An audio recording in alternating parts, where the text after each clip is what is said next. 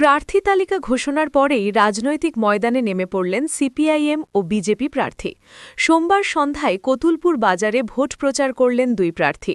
২০২৬ বিধানসভা নির্বাচনে সিপিআইএম এবং বিজেপি উভয় দলেই তাদের প্রথম দফার প্রার্থী তালিকা ঘোষণা করেছেন। সিপিআইএমের প্রার্থী প্রাক্তন শিক্ষক রামচন্দ্র রায়। তিনি সিপিআইএমের শিক্ষক সংগঠনের একজন সদস্য।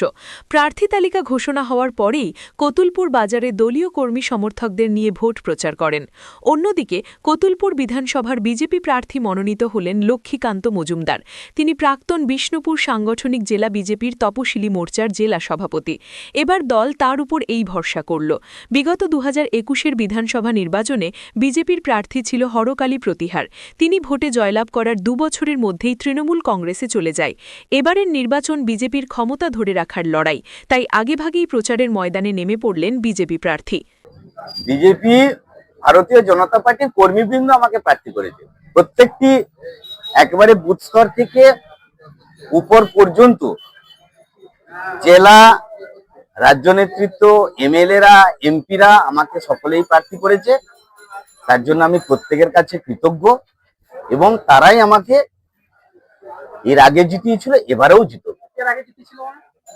এর আগে তো আমাদের ভারতীয় জনতা পার্টি জিতে আছে।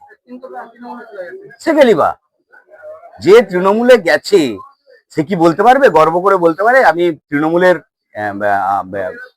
এমএলএ? না, যেখানে যেখানে বসে ওই বিধানসভায় সেই জায়গায় তৃণমূলের জায়গায় বসে। এমএলএটা আমাদেরই, ভারতীয় জনতা পার্টির টিকিটে জেতা এমএলএ, কিন্তু গদ্দার। এটাই হলো বড় কথা। জিতে তো আছি আমরা। তৃণমূলের উদ্দেশ্যে লড়াই করার কিছু নাই। তৃণমূল হেরে গেছে। তৃণমূল পশ্চিমবঙ্গ থেকে চলে যাচ্ছে।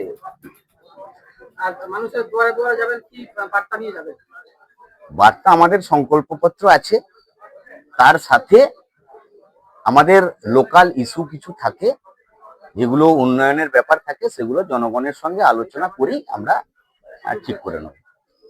আমি তো আমাদের যে পার্টি, ভারতীয় মার্ক্সবাদী কমিউনিস্ট পার্টি, তারা কেন্দ্রিকতার দিক দিয়ে প্রার্থী ঘোষণা করেছে। আমার সতীর্থরা যারা আছে তারাও এই ব্যাপারে সহযোগিতা করেছেন এবং আমি খুবই আনন্দিত।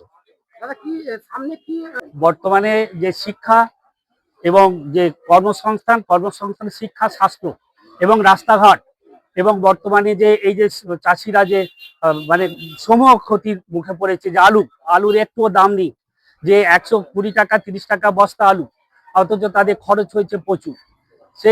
সেই দাবি নিয়ে যাতে লাঘব করা যায়, সেই দাবি নিয়ে আমি মানুষের দরবারে যাব এবং ছেলেরা লেখাপড়া শিখে যাতে চাকরি পায়, ভবিষ্যতে সেই কর্মসংস্থানের দিকে আমার লক্ষ্য থাকবে। বিষ্ণুপুর থেকে অতনু মিত্র, খবরের দুনিয়া।